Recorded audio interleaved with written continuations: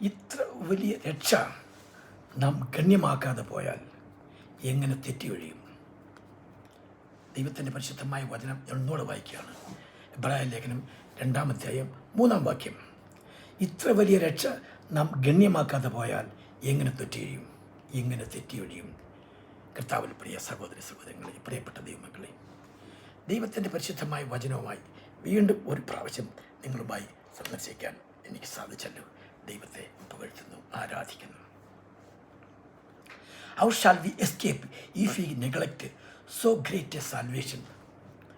നമുക്ക് ദൈവം തന്ന രക്ഷ നാം ഗണ്യമാക്കാതെ, നാം ശ്രദ്ധിക്കാതെ, നാം കാര്യമാക്കാതെ, നമ്മളതിനെ ശ്രദ്ധിക്കുക പോലും ചെയ്യാതെ വിട്ടുകളയുന്നു. അതിനെക്കുറിച്ചാണ് കർത്താവായ ദൈവത്തിൻ്റെ പരിശുദ്ധാത്മാവ് ഇവിടെ സംസാരിക്കുന്നത്. ദൈവത്തിൻ്റെ അപ്പോസ്തലൻ ദൈവത്തിൻ്റെ, അതായത് യാക്കോബിൻ്റെ ലേഖനത്തിൽ നമ്മൾ വായിക്കുന്ന ഇങ്ങനെയാണ്: മനുഷ്യൻ്റെ ജ്ഞാനം ദൈവത്തെ അവഗണിക്കുന്നു, കണ്ടില്ലെന്ന് നടിക്കുന്നു. മനുഷ്യൻ്റെ ജ്ഞാനം, അത് മനുഷ്യൻ്റെ ജ്ഞാനം അത് റോമാലേഖനം 1-ാം അധ്യായം 28-ാം അധ്യായം ഇങ്ങനെ പറയുന്നുണ്ട്: ദൈവത്തെ പരിജ്ഞാനത്തിൽ ധരിപ്പാൻ ഇഷ്ടമില്ലാത്തതിന് തക്കവണ്ണം ദൈവം അവരെ ഉചിതമില്ലാത്തത് ചെയ്യുവാൻ നികൃഷ്ട ബുദ്ധിയിൽ ഏൽപ്പിച്ചു. They did not like to retain God in their knowledge. God gave them over to a debased mind എന്നാണ് ദൈവത്തിൻ്റെ പരിശുദ്ധമായ വചനം പറയുന്നത്. ദൈവത്തെ അവർക്ക് തൻ്റെ ജ്ഞാനത്തിൽ മനസ്സിലാക്കാൻ അവർക്ക് കഴിയും. ഇപ്പം ദൈവത്തെ അറിയുന്നതും അന്വേഷിക്കുന്നതൊക്കെ അത് അവരുടെ ജീവിതത്തിൻ്റെ ഒരു ഭാഗമായിട്ട് അത് ഇപ്പോൾ ഓരോരുത്തർക്ക് സംഗീതത്തിന് ഇഷ്ടമുണ്ട്, പ്രസംഗിക്കാൻ ഇഷ്ടമുണ്ട്, ഓരോരുത്തർക്ക് ഏതെങ്കിലും കാര്യം ഇങ്ങനെ ദൈവത്തെ അന്വേഷിക്കുന്നതും അവരുടെ ഇൻട്രസ്റ്റ് ആണെന്നാണ് ചില ആൾക്കാരുടെ വിചാരം. അല്ലെങ്കിൽ വിചാരിക്കും ദൈവത്തെ അന്വേഷിക്കുന്നത് ഇപ്പോൾ എന്തിനാണ് ദൈവത്തെ അന്വേഷിക്കുന്നത്? നിത്യജീവനെക്കുറിച്ച് എന്തിനാണ് നമുക്ക് ഇപ്പോഴേ അറിയുന്നത്? എന്തിനാണ്? ഞാനിപ്പോൾ ചെറുപ്പക്കാരനല്ലേ, ഞാനിപ്പോൾ ഒരു മധ്യവയസ്കനല്ലേ, അല്ലെങ്കിൽ എനിക്കൊരു 10-60 വയസ്സൊക്കെ ആയിട്ടുള്ളല്ലോ, ഇപ്പോഴേ എന്തിനാ ദൈവത്തിൻ്റെ വചനം ഞാൻ അന്വേഷിക്കുന്നത്? എന്തിനാണ്? എനിക്കൊരു വയസ്സാകട്ടെ, ഒരു പ്രായമാകട്ടെ, ഒരു 10-65 വയസ്സൊക്കെ കഴിയട്ടെ, ഒരു 70 വയസ്സാകട്ടെ, അപ്പോൾ ഞാൻ ദൈവത്തിനെ കുറിച്ചും നിത്യജീവനെക്കുറിച്ചുമൊക്കെ ഞാൻ അന്വേഷിക്കാം. ഇപ്പോൾ എന്തിനാ അന്വേഷിക്കുന്നത് എന്നൊക്കെ നമുക്ക്, അത് ദൈവത്തിൻ്റെ പരിശുദ്ധമായ വചനം പറഞ്ഞത് നിത്യജീവനെക്കുറിച്ച് പറഞ്ഞ നമ്മുടെ രക്ഷ ദൈവത്തിൻ്റെ പരിശുദ്ധമായ വചനം എന്നുണ്ട്. അപ്പോസ്തല പ്രവൃത്തികൾ 4-ാം അധ്യായം 12-ാം അധ്യായത്തിൽ ദൈവം പറയുന്നത് മറ്റൊരുത്തരും രക്ഷയില്ല. നാം രക്ഷിക്കപ്പെടുവാൻ ആകാശത്തിന് കീഴിൽ മനുഷ്യരുടെ ഇടയിൽ നൽകപ്പെട്ട ഒരേ ഒരു വചനമേ ഉള്ളൂ. അത് നമ്മുടെ കർത്താവായ യേശുക്രിസ്തുവാണ്. നമുക്ക് നിത്യജീവൻ, നമുക്ക് സാൽവേഷൻ, നമുക്ക് നിത്യജീവൻ, നമുക്ക് ഇറ്റേണൽ ലൈഫ്, ഇതൊക്കെ തരുന്ന കർത്താവ് മാത്രമാണ്. അവനിൽ മാത്രമാണ്, അവനെ വിശ്വസിക്കുമ്പോൾ മാത്രമേ നമുക്ക് നിത്യജീവൻ ലഭിക്കുകയുള്ളൂ. ഇപ്പം നമ്മൾ അവിടെ പ്രായത്തിൻ്റെയോ അല്ലെങ്കിൽ ജീവിതത്തിൻ്റെ ആയ വിഴികളെക്കുറിച്ച് ഒന്നും നമ്മുടെ കർത്താവായ യേശുക്രിസ്തു ശിഷ്യന്മാരെ തിരഞ്ഞെടുത്തില്ലേ? 12 ശിഷ്യന്മാരെ തിരഞ്ഞെടുത്തു. ഈ 12 ശിഷ്യന്മാരും പ്രായം തികഞ്ഞ മനുഷ്യരായിരുന്നു. അതിൽ പത്രോസ് എന്ന് പറഞ്ഞൊരു വ്യക്തി മാത്രമേ ഉള്ളൂ 20 വയസ്സിന് മേളിലുള്ള. ബാക്കിയുള്ളവരെല്ലാം ചെറുപ്പക്കാരാണ്. ഇത് ഞാൻ പറയുന്നത് എൻ്റെ ജ്ഞാനത്തിലൊന്നും പറയുന്നതല്ല, ഞാൻ പറയുന്നത് ദൈവത്തിൻ്റെ വചനം പറയുന്നതാണ്. അതായത് കരം പിരിക്കാൻ വേണ്ടി ആൾക്കാർ കർത്താവിൻ്റെ അടുത്തേക്ക് വരുത്തില്ല. അപ്പോൾ പത്രോസ് മാത്രമേ അവിടെ ഉണ്ടായിരുന്നു. പത്രോസ് ശിഷ്യന്മാരുണ്ടോയെന്ന് അറിയില്ല. ഇപ്പം കർത്താവ് അവരോട് സംസാരിച്ചതിന് ശേഷം നമുക്ക് കരം കൊടുക്കണ്ടായോ? അതിന് നിനക്കും വേണ്ടി കരം കൊടുക്കുക. നീ പോയി ഒരു കടലിൽ പോയി ഒരു ചൂണ്ടി വിട്ടൊരു മത്സ്യത്തെ പിടിക്കുക, അവൻ്റെ വായിലൊരു നാണ്യം കാണും, അത് കൊടുക്കാൻ പറഞ്ഞിട്ടുണ്ട്. എനിക്കും നിനക്കും വേണ്ടി. ബാക്കിയുള്ളവർ 12 പേര് 10 പേര് എന്ത് ചെയ്യുന്നു? അവർക്ക് കരം കൊടുക്കാറായിട്ടില്ല. ടാക്സ് അടയ്ക്കുന്നത്, ടെമ്പിൾ ടാക്സ് അടയ്ക്കുന്നത് 20 വയസ്സിന് താഴെയുള്ളവർ അടയ്ക്കേണ്ടത്, 20 വയസ്സിന് ശേഷമുള്ളവരാണ് ടെമ്പിൾ ടാക്സ് അടയ്ക്കേണ്ടത്. അപ്പോൾ നിത്യജീവൻ നമുക്ക് എപ്പോഴും നിത്യജീവൻ. അപ്പോൾ ഈ 12 വയസ്സ് 20 വയസ്സിന് താഴെയുള്ള അവരോടും കർത്താവ് എന്തോന്ന് പറഞ്ഞത്? നിങ്ങൾക്ക് എൻ്റെ പേരിൽ നിങ്ങൾക്ക് എന്തെല്ലാമാണ് നിങ്ങൾക്ക് നഷ്ടപ്പെട്ടത്, അതെല്ലാം നിങ്ങൾക്ക് 100 മടങ്ങ് കിട്ടുകയും ചെയ്യും, നിങ്ങൾക്ക് നിത്യജീവൻ തരികയും ചെയ്യും. കർത്താവ് ഇത്ര ചെറുപ്പത്തിലുള്ള ആൾക്കാരോട് തന്നെ കർത്താവ് നിത്യജീവനെക്കുറിച്ച് അവർ പറഞ്ഞത്. നിത്യജീവൻ നമ്മുടെ ഒരു ഡെസ്റ്റിനേഷനാണ്. നമ്മുടെ ഡെസ്റ്റിനേഷൻ നിത്യജീവനാണ്. അതിനെക്കുറിച്ച് നമ്മൾ അന്വേഷിക്കണം, നമ്മൾ അറിയണം. നമ്മുടെ ഒരു ജീവിതത്തിൻ്റെ ഭാഗമായിരിക്കണം നിത്യജീവനെക്കുറിച്ചുള്ള അന്വേഷണം. അതായിരിക്കണം. അതിന് പ്രായമോ പരിധിയൊന്നുമില്ല. ഇത്ര വയസ്സ് പറയിപ്പോക, അത് കഴിഞ്ഞ് അന്വേഷിക്കാം. ഞാൻ ചിലപ്പോഴേക്കും ആലോചിക്കും, കർത്താവിൻ്റെ കൂടെ കുരിശി തറയ്ക്കപ്പെട്ടത് ആ കള്ളന് ഇങ്ങനത്തെ ഒരു വ്യക്തിയായിരിക്കും എന്നാണ് ഞാൻ ചിലപ്പോൾ വിചാരിക്കുന്നത്. അന്ന് നിത്യജീവനെക്കുറിച്ചൊക്കെ അറിയാം. എനിക്ക് പ്രായമൊന്നും ആയിട്ടില്ല, കുറച്ച് കഴിഞ്ഞിട്ട് ഞാൻ നിത്യജീവനെക്കുറിച്ച് അന്വേഷിക്കാം എന്നൊക്കെ ജീവിച്ച് തൻ്റെ ഇഷ്ടമുള്ള ജീവിതം ജീവിച്ച് തുറങ്കിൽ അടയ്ക്കപ്പെട്ടു. അടയ്ക്കപ്പെട്ടു, അവന് കാരാഗ്രഹത്തിൽ അടയ്ക്കപ്പെട്ടു, അവൻ ശിക്ഷിക്കപ്പെടണമല്ലോ.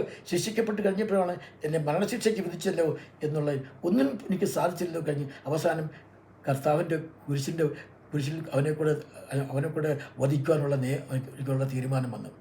അവിടെ വെച്ച് അവന് ഓർമ്മ വന്നു, ഈ ആരാ കിടക്കുന്നതും എന്താണെന്നും നിത്യജീവനെക്കുറിച്ചുള്ള ഓർമ്മ വന്നിട്ട് അവൻ അന്നേരം തന്നെ കർത്താവേ, ഇന്ന് നീ കർത്താവിൽ നിന്നും അവന് ഇന്ന് നീ എൻ്റെ കൂടെ പർദീസയിലിരിക്കും, നീ എന്നെ ഓർക്കൂ, നീ രാജ്യത്വം പ്രാപിച്ചു വരുമ്പോൾ എന്നെ കൂടെ ഓർക്കുമോ? ഇന്ന് കർത്താവ് ചുമ്മാതല്ല അവനോട് പറഞ്ഞത്, ഇന്ന് നീ എൻ്റെ കൂടെ പർദീസയിലേക്കും. അവനെ കർത്താവ് മുഴുവനായി അവനെ കണ്ടു, മനസ്സിലാക്കി. അതുകൊണ്ടാണ് കർത്താവ് അങ്ങനെ അവനോട് പറഞ്ഞത്, ഇന്ന് നീ എൻ്റെ കൂടെ പർദീസയിലേക്കും, നീ വിഷമിക്കേണ്ട എന്ന് പറയുന്നത്. നമുക്ക് മാറ്റിവെക്കേണ്ട ഒരു വസ്തുവല്ല നിത്യജീവൻ എന്ന് പറയുന്നത്. ചിലപ്പോൾ നമ്മൾ തീരുമാനിക്കുന്നത് ഇന്ന് വേണ്ട, നാളെ ആട്ടെ, കുറച്ച് കഴിയട്ടെ, പിന്നത്തേക്ക് നിത്യജീവൻ്റെ കാര്യത്തിൽ നമ്മൾ പിന്നത്തേക്ക് മാറ്റിവെച്ച് കഴിഞ്ഞാൽ ഉടൻ തന്നെ നമ്മളെ ആക്രമിക്കാൻ ഒരു ശത്രു ഉണ്ടെന്ന് നമ്മൾ മനസ്സിലാക്കുക. കാര്യം നിത്യജീവനെക്കുറിച്ചല്ല ഇവൻ്റെ ശ്രദ്ധ, ഇവൻ ലോകപരമായ ജീവിതത്തെക്കുറിച്ചുള്ള കാര്യങ്ങളെക്കുറിച്ചാണ് ഇവൻ്റെ ശ്രദ്ധയും ഇവൻ്റെ ആകർഷണവുമെല്ലാം. Hallelujah, hallelujah, hallelujah. ഉടനെ തന്നെ സാത്താൻ അവനെ പിടികൂടും.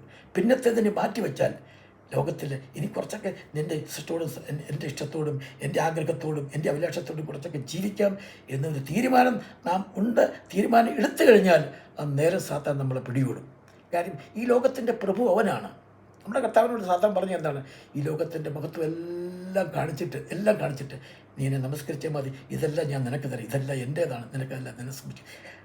കർത്താവായ യേശുക്രിസ്തുവിനെ അങ്ങനെ പറയുകയാണെങ്കിൽ സാധാരണ മനുഷ്യനെ നിത്യജീവിതത്തിൽ അവൻ്റെ സുഖവും സന്തോഷവും അവനുള്ള ഈ സുഖവും ഈ പ്രൗഢിയും ഈ ആർട്ടിയും ഈ ധനവും സമ്പത്തും അവനൊക്കെ കിട്ടുമെന്ന് പറഞ്ഞാണ് അവൻ വെറുതെ വിൽക്കുമോ? അതിനകത്ത് വീഴുവൻ.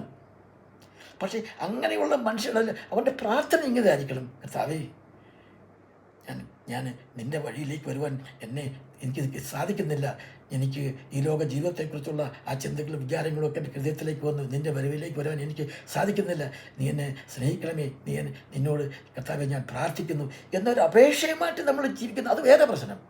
നമ്മൾ പിന്നീടാകാമെന്ന് കരുതി നമ്മൾ തീരുമാനിച്ചു കഴിഞ്ഞാൽ ഉടനെ സാത്താൻ നമ്മളെ അവൻ കരുവാക്കും.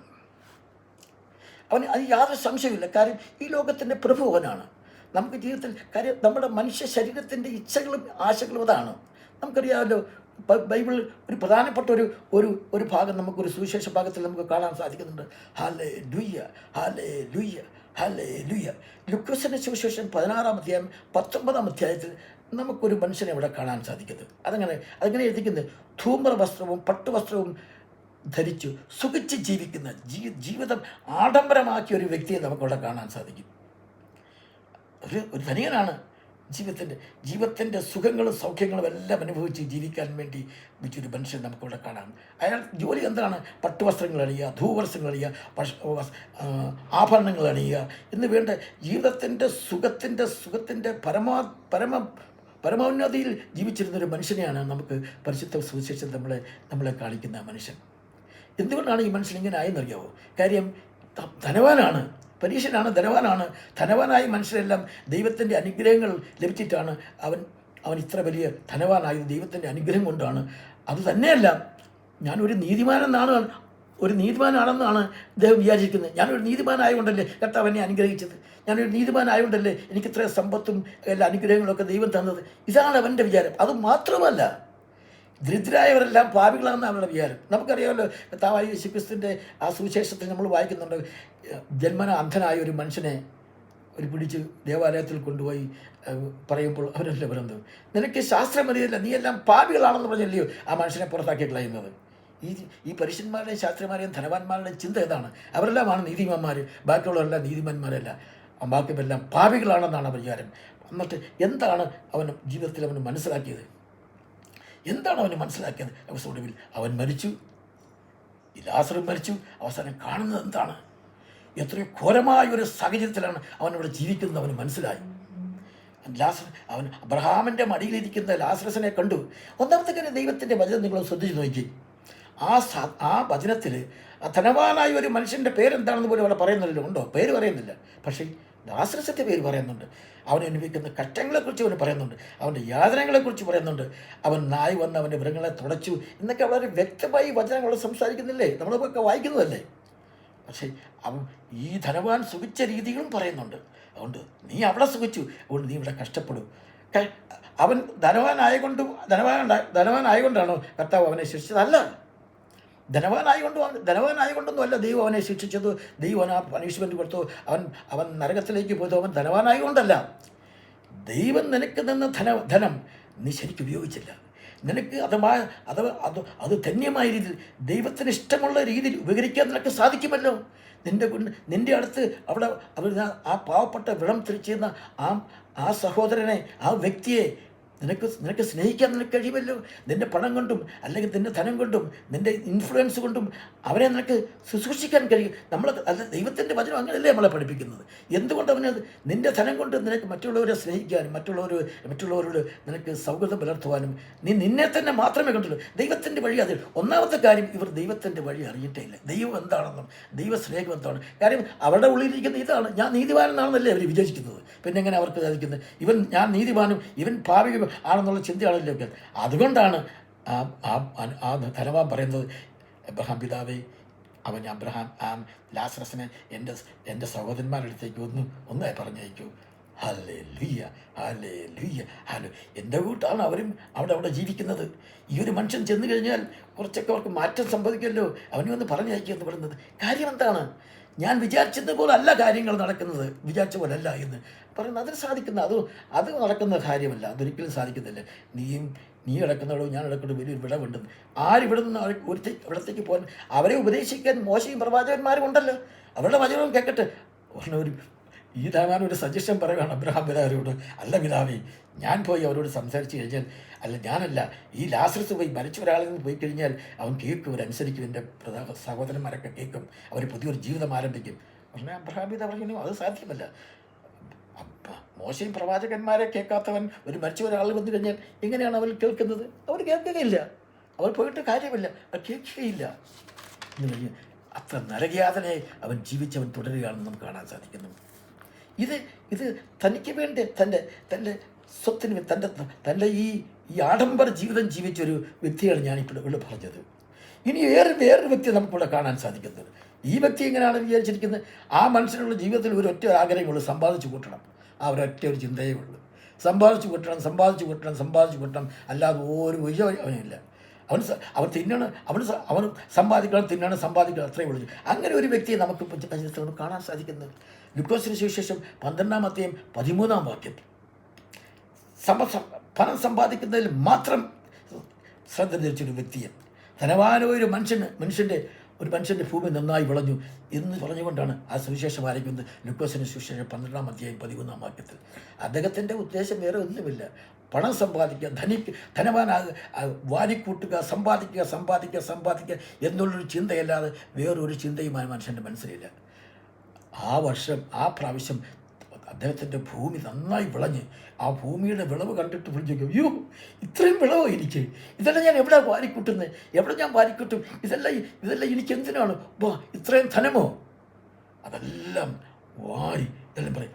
സാരമില്ല, താൻ സമാധാനിക്കുക, ഇതെല്ലാം ഞാൻ എൻ്റെ ഭണ്ഡാരമെല്ലാം ഞാൻ വലുതാക്കും, ഞാൻ എല്ലാം അങ്ങനെ ഈ ധനമെല്ലാം കൊയ്ത് മരിച്ച് എല്ലാം കൊട്ടയിലാക്കി എല്ലാം ഭണ്ഡാരമാക്കി എൻ്റെ ഭണ്ഡാരത്തിൽ നിറച്ച് വെച്ച് ഞാൻ വർഷം തിന്നു കുടിച്ച് ആനന്ദിച്ച് വാണ്ടുതോറും ഞാൻ തിന്നു കുടിച്ച് അതിനുള്ള സ്വത്തെല്ലാം എനിക്കുണ്ടല്ലോ എന്ന് ആ കർത്താവ് എന്നോട് ചോദിക്കുകയാണ്, നിൻ്റെ ആത്മാവിനെ, നിൻ്റെ പ്രാണനെ ഇന്നിനോട് ചോദിച്ചാൽ ആർക്ക് വേണ്ടിയാണ് ഇത് ഉണ്ടാക്കി വെച്ചത്? എന്തോ ഒരു ദാരുണമായി ബസ്. സപ്പോസ് ഞാൻ ഇങ്ങനെ ആലോചിക്കുന്നു, സപ്പോസ് ഈ മനുഷ്യൻ നമ്മുടെ സക്കായൂസിനെ പോലെ ഈ മനുഷ്യൻ പറയുകയാണ്, അയ്യോ ഈ വർഷം എനിക്ക് ഇത്രയും ധനമുണ്ടായല്ലോ, ഇത്രയും സമ്പത്തുണ്ടായി, ഇതൊക്കെ ഞാൻ എന്ത് ചെയ്യും കർത്താവേ?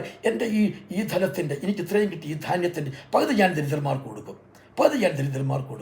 ഞാനത് ചെയ്യും.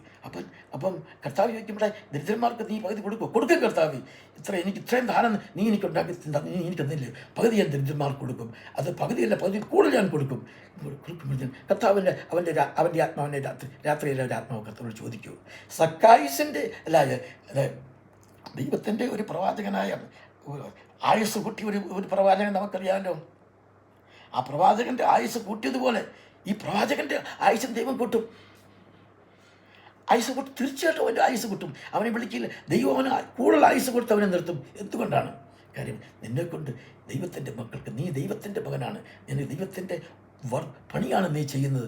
അവന് ദൈവം അവന് ആയുസ് കൂട്ടിക്കൊടുക്കുക, അവന് ധന്യമായ ഒരു ആയുസ് അവന് കൂട്ടിക്കൊടുക്കുക. നമുക്ക് ദൈവം തരുന്ന ഈ സമ്പത്തും ഈ ധനവും സമ്പത്തും എല്ലാം നമുക്ക് വേണ്ടി മാത്രമേ, ദൈവം നിത്യജീവന് വേണ്ടി നിനക്ക് തരുന്നൊരു ഉപാധിയാണെന്ന് നീ മനസ്സിലാക്കണം. ദൈവത്തിൻ്റെ നാമത്തെ മഹത്വപ്പെടുത്തുവാനും അവനെ തേജസ്കരിക്കുവാനും നിന്നെ ഭദ്രമയ്ക്കുവാനും കർത്താവ്, നമുക്കറിയാമല്ലോ കൊർന്നേലിയോസ് എന്ന് പറഞ്ഞ വ്യക്തികളെ കുറിച്ച് പറഞ്ഞ അവനും തന്നെ നിൻ്റെ ദാനവും പ്രാർത്ഥനയും അവിടെ സ്ഥാപനസ്തുകമായി ഇരിക്കുന്നതാണ് പറഞ്ഞാൽ. ഇതൊക്കെ നമ്മുടെ ധനവും സമ്പത്തൊക്കെ ദൈവത്തെ മഹത്വപ്പെടുത്തുവാൻ നമുക്ക് കിട്ടുന്ന ഒരു അവസരമായിട്ട് വേണം നമുക്ക് കണക്കാക്കാൻ. അതാണ് ദൈവത്തിന് ഇഷ്ടം. അതാണ് ദൈവത്തിൻ്റെ മഹത്വത്തിന് നമ്മൾ ഉപയോഗിക്കുന്നത്. അതാണ് നമ്മൾ ചെയ്യേണ്ടത്. നിത്യജീവനെ അന്വേഷിക്കാൻ വേണ്ടി ഒരു മനുഷ്യൻ, ഈ മനുഷ്യന് ഒടുവിൽ എന്താണ് പറഞ്ഞത്?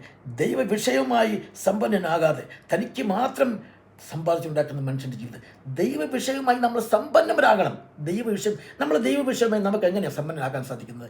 ഒരൊറ്റ 2 വഴിയേ ഉള്ളൂ. ഒന്ന്, വചനം പഠിക്കുക, പ്രാർത്ഥിക്കുക, അത്രയേ ഉള്ളൂ. വചനം പഠിക്കാൻ നമ്മുടെ അടുത്ത് വചനമുണ്ട്. ദൈവത്തിൻ്റെ വചനം നമ്മുടെ കയ്യിലെത്തിക്കാൻ വേണ്ടി പണ്ടുള്ള നമ്മുടെ പിതാക്കന്മാർ, നമ്മുടെ പൂർവ്വരൊക്കെ എത്ര കഷ്ടപ്പെട്ടിട്ടുണ്ട്. നമുക്ക് ബൈബിളിൻ്റെ ചരിത്രം ചോദിച്ചാൽ നമുക്ക് മനസ്സിലാക്കും. ബൈബിൾ നമ്മുടെ വചന കയ്യിലേക്ക് എത്തിക്കാൻ വേണ്ടി പഴയ ആൾക്കാരൊക്കെ എത്ര കഷ്ടപ്പെട്ടിരുന്ന ബൈബിളിൻ്റെ എത്ര പേരുടെ രക്തമാണ് അതിൻ്റെ പിന്നിൽ പ്രവർത്തിച്ചത്. അതിനെ പ്രാർത്ഥിക്കാൻ വേണ്ടി നമ്മളെ ആരെങ്കിലും പഠിപ്പിക്കണോ? വേണ്ട. നീന്തൽ എങ്ങനെ നമ്മൾ പഠിക്കും? നീന്തുന്ന എങ്ങനെയാണ് പഠിക്കുന്നത്? നീന്തൽ പഠിപ്പിക്കുന്നത് ആരെങ്കിലും പഠിപ്പിക്കണം? നീന്തൽ ഇങ്ങനെ പഠിക്കും, ഇങ്ങനെ വെക്കണം, കൈ വെക്കണം, ഇങ്ങനെയൊക്കെ പഠിപ്പിക്കുക. നീന്തി തന്നെയാണ് നമ്മൾ പഠിക്കുന്നത്.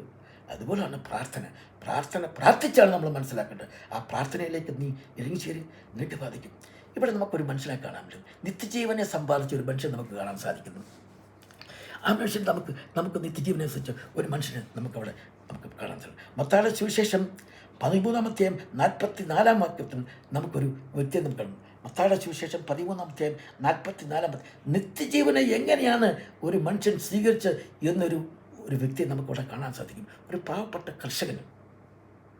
ഈ കർഷകൻ തൻ്റെ നേരം വെളുക്കുമ്പോൾ എഴുന്നേക്കും, കൈക്കൂടാലി എടുത്ത് പോയി വയലിൽ പോയി അധ്വാനിച്ചുണ്ടാക്കുന്ന ഒരു അധ്വാനിക്കും.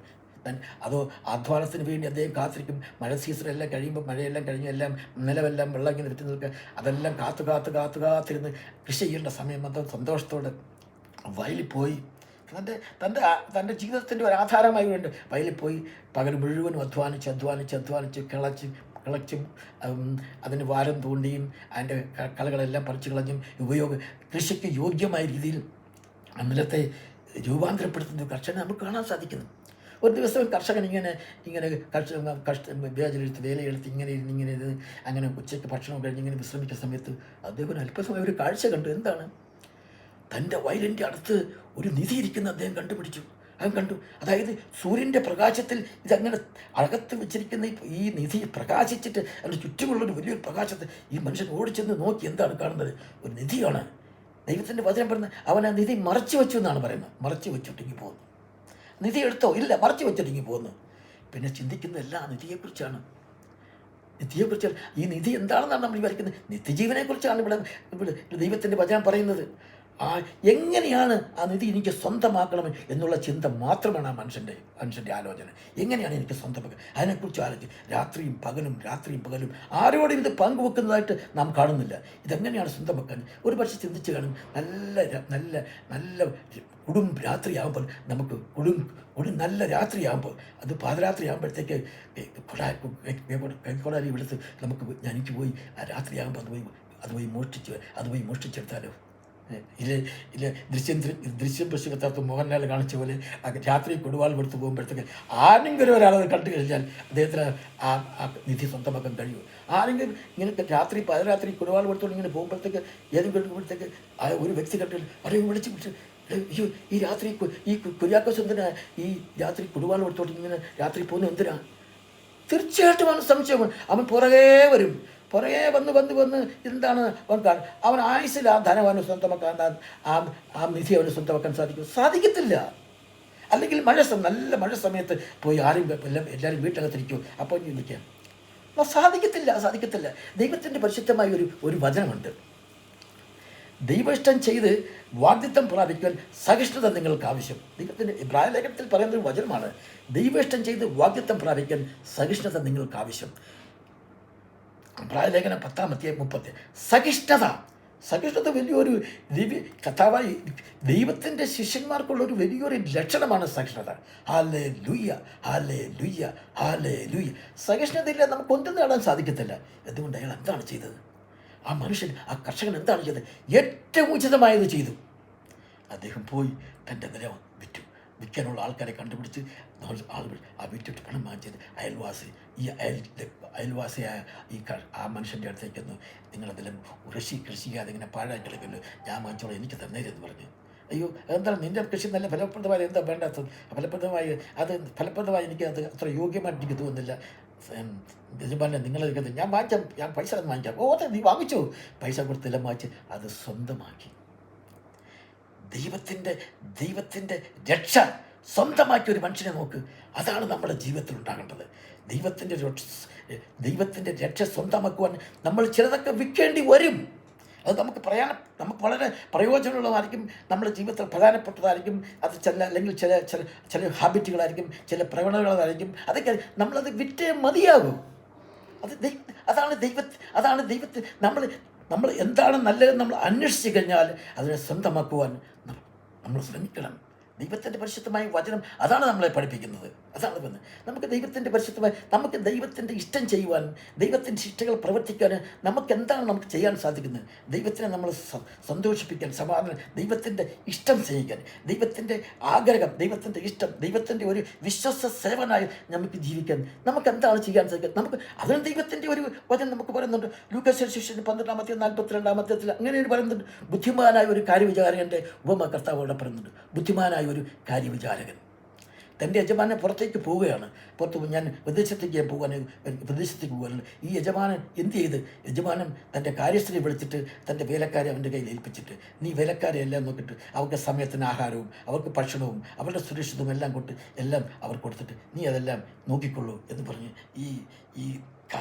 ഈ ബുദ്ധിമാനായ കാര്യസ്ഥൻ്റെ കയ്യിലേക്കെല്ലാം ഏൽപ്പിച്ചിട്ട് യജമാനൻ യാത്ര ചെയ്യുവാണ്. ഈ ബുദ്ധിമാനായ യജമാനൻ ചെയ്ത ഈ ബുദ്ധിമാന്റെ കാര്യസ്ഥൻ 2 കാര്യസ്ഥന്മാരെ കുറിച്ച് ഇവിടെ പറഞ്ഞു. ഒരു കാര്യസ്ഥൻ എന്ത് ചെയ്ത്? യജമാനൻ പോയതല്ലേ. യജമാനൻ പോയപ്പോൾ വേലക്കാരുണ്ട് തിന്നാനും കുടിക്കാനൊക്കെ തന്നത്. തിന്നും കുടിച്ചിട്ടും അവരെ ഇഷ്ടത്തിന് വിട്ടു. നിങ്ങൾ തിന്നോ കുടിച്ചോ ആനന്ദിച്ച് എന്തെങ്കിലും ചെയ്തു, എനിക്കെന്താണ്? അങ്ങനെ ചെയ്തപ്പോൾ യജമാനം തിരിച്ചു വരുമ്പോഴത്തേക്ക് എന്താണ് കാണുന്നത്? ഞാൻ നിന്നെ എന്താണ് തന്നത്? ഞാൻ നിന്നെ ഏൽപ്പിച്ച നിന്റെ പണിക്കാരൻ ജോലിക്കാരെയൊക്കെ നീ അവരുടെ ഇഷ്ടത്തിന് വിട്ടു പോകുന്നതാണ് ഒന്നല്ലോ.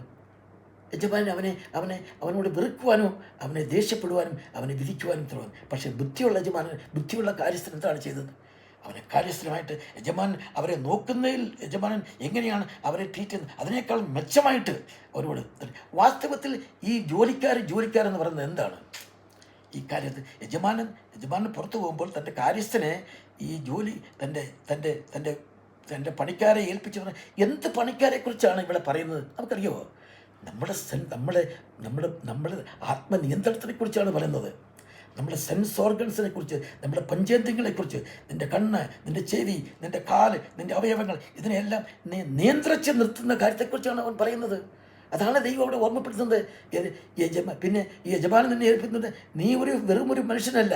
നിന്നെ തെറ്റിക്കാനും വഞ്ചിക്കാനും വിശ്വസ്തനാകാനും നിന്നെ ബുദ്ധിയില്ലാത്തവനാകാനും ഒക്കെ നിയന്ത്രിക്കാൻ നിൻ്റെ ശരീരത്തിലെ പന്ത്രേന്ദ്രിയങ്ങൾക്കൊക്കെ. ഞാൻ ആദ്യം പറഞ്ഞില്ലേ, ദൈവത്തിന് പരിശുദ്ധ ദൈവേഷ്ടം ചെയ്ത് ദൈവേഷ്ടം വാങ്ങിച്ച് വാഗ്ദത്തം പ്രാപിക്കുവാൻ, ദൈവേഷ്ടം ചെയ്ത് വാഗ്ദത്തം പ്രാപിക്കുവാൻ സഹിഷ്ണുത നമ്മൾക്ക് ആവശ്യം.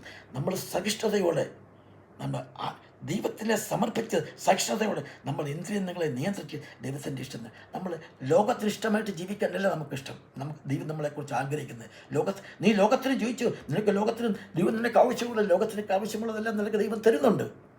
ആ തരുന്നതിലൂടെ ദൈവത്തെ മഹത്വപ്പെടുത്താനും ദൈവകാര്യങ്ങൾക്ക് വേണ്ടി നീ ഉപകരിക്കുമ്പോഴാണ് നിൻ്റെ ജീവിതം ധന്യമാകുന്നത്. അതാണ് അവിടുത്തെ നമുക്ക് ദൈവത്തിൻ്റെ പരിശുദ്ധമായ വചനം നമ്മളെ പഠിപ്പിക്കുന്നതാണ്. ഇതിനു വേണ്ടി നമുക്ക് ഒരുങ്ങാം. നമുക്ക് കർത്താവിൻ്റെ ഇഷ്ടം ചെയ്ത് ജീവിക്കാം. നമ്മുടെ ജീവിതം ഇങ്ങനെ ഇന്ന് നമുക്ക് നാളെ അല്ല, പിന്നത്തേലല്ല, നമുക്ക് ഇന്ന് ഈ സുവിശേഷം കേൾക്കുമ്പോൾ, ഈ ദൈവത്തിൻ്റെ വചനം കേൾക്കുമ്പോൾ ഇന്നൊരു നിങ്ങളൊരു തീരുമാനമെടുക്കും. ഞാൻ കർത്താവിനെ വിളിച്ചിരിക്കും, ഞാൻ കർത്താവിൻ്റെ രക്ഷ ഞാൻ വൃഥാവാക്കി കളയത്തില്ല. ദൈവത്തിൻ്റെ വചനം വളരെ വ്യക്തമായി പറയുന്നുണ്ട്. അരുളി ചെയ്തവന് ദൈവത്തിൻ്റെ വചനം ഇബ്രായ ലേഖനം 12-ാം അധ്യായം 26-ാം അധ്യായത്തിൽ നമുക്ക് വീണ്ടും ഒരു വാണിംഗ് തരുന്നുണ്ട്. അരുളി ചെയ്തവനെ നിരസിക്കാതിരിക്കാൻ നോക്കുവിൻ. അരുളി ചെയ്തവൻ ആരാണ്? അരുളി ചെയ്തവനെ നിരസിക്കാതിരിപ്പാൻ നോക്കുവിൻ. ഭൂമിയിൽ അരുളി ചെയ്തവനെ നിരസിച്ചവർ തെറ്റിയൊഴിയാതിരുന്നു എങ്കിൽ സ്വർഗത്തിൽ നിന്നും അരുളി ചെയ്തവനെ നാം വിട്ടുമാറിയാൽ എത്രയധികം. ദൈവത്തിൻ്റെ പരിശുദ്ധമായ വചനത്തിൽ നമുക്ക് വേണ്ടതെല്ലാം ഒരുക്കി വെച്ചിരിക്കുകയാണ്. നമ്മുടെ സന്തോഷത്തോടും ആനന്ദത്തോടും സമർപ്പണത്തോടും അത് സ്വീകരിച്ചാൽ മാത്രം മതി. പ്രിയപ്പെട്ട ദൈവത്തിൻ്റെ സഹോദരങ്ങളെ, പ്രിയപ്പെട്ട സഹവിശ്വാസികളെ, നമുക്കൊരുങ്ങാം. കർത്താവിൻ്റെ വഴിയിലൂടെ നമുക്ക് സഞ്ചരിക്കാം, നമുക്ക് ശ്രമിക്കാം. നീ ഒന്ന് ശ്രമിക്കുമ്പോൾ ദൈവം നിന്നെ കൈത്താങ്ങാൻ. കാര്യം അവൻ്റെ കൈകൾ കുറുകിയിട്ടില്ല. എവിടെ വേണേലും അവൻ്റെ കൈകളെത്തും, നിന്നെ സഹായിക്കും. അതിനുവേണ്ടി നീ ഒരുങ്ങുക. നമുക്ക് ഒരു മിനിറ്റ് പ്രാർത്ഥിക്കാം. സ്നേഹവാനായ സ്വർഗീയ വാഴ്ത്തപ്പെട്ട കർത്താവേ, വചനം ശ്രമിച്ച ഓരോ വ്യക്തികളെയും നീ കൈകളിലെടുത്ത് അനുഗ്രഹിക്കണമേ കർത്താവേ. ഞങ്ങൾ നിത്യജീവൻ ആയിരിക്കണം ഞങ്ങളുടെ ലക്ഷ്യം. ആ ലക്ഷ്യത്തിന് വേണ്ടി ഞങ്ങൾ എത്തുവാൻ കർത്താവെ, അതിനുവേണ്ടി ഏകരക്ഷകനെയാണല്ലോ കർത്താവ് നീ ഞങ്ങൾക്ക് തന്നത്. കർത്താവെ, നീ ജനിച്ചപ്പോൾ മാലാഖമാർ കർത്താവെ ആട്ടിടയരോട് പറഞ്ഞത് നമുക്ക് വേണ്ടി ഒരു രക്ഷകൻ ജനിച്ചിരിക്കുന്നു എന്നാണ് പറഞ്ഞത്. കർത്താവെ, രക്ഷകൻ നമുക്ക് വേണ്ടി ജനിച്ചിരിക്കുന്നു. ആ രക്ഷകന് വേണ്ടി നമുക്ക് ജനിച്ച് അവൻ്റെ വചനബന്ധമാണ്. പാപങ്ങൾക്ക് പരിഹാരം ഉണ്ടാക്കിയ ശേഷം പിതാവിൻ്റെ വലത്തുഭാഗത്ത് പാപങ്ങൾക്ക് പരിഹാരം ഉണ്ടാക്കിയ ശേഷമാണ് പഴുത്. കർത്താവെ, ഞങ്ങളുടെ പാപങ്ങൾക്ക് പരിഹാരം ഉണ്ടാക്കിയ ശേഷമാണ് ആ പാപം മുന്നോട്ട് ഞങ്ങൾ പങ്കാളികളായി ദൈവത്തിൻ്റെ സ്നേഹത്തിൽ ഞങ്ങൾ വളരുവാൻ കർത്താവെ ഞങ്ങളെ സഹായിക്കുക. കർത്താവെ, ഞങ്ങളെ സഹായിക്കട്ടെ. അതിനുവേണ്ടി ഒരു ഇൻറ്റൻഷൻ ഞങ്ങളുടെ ഹൃദയത്തേക്ക് തരുക. കർത്താവ് യേശുക്രിസ്തുവിൻ്റെ കൃപയും സമാധാനം നിങ്ങളുടെ ഓരോരുത്തരുടെ മേലും ഇപ്പോഴും ഉണ്ടായിരിക്കും. പറയട്ടെ. ആമേൻ. ആമേൻ.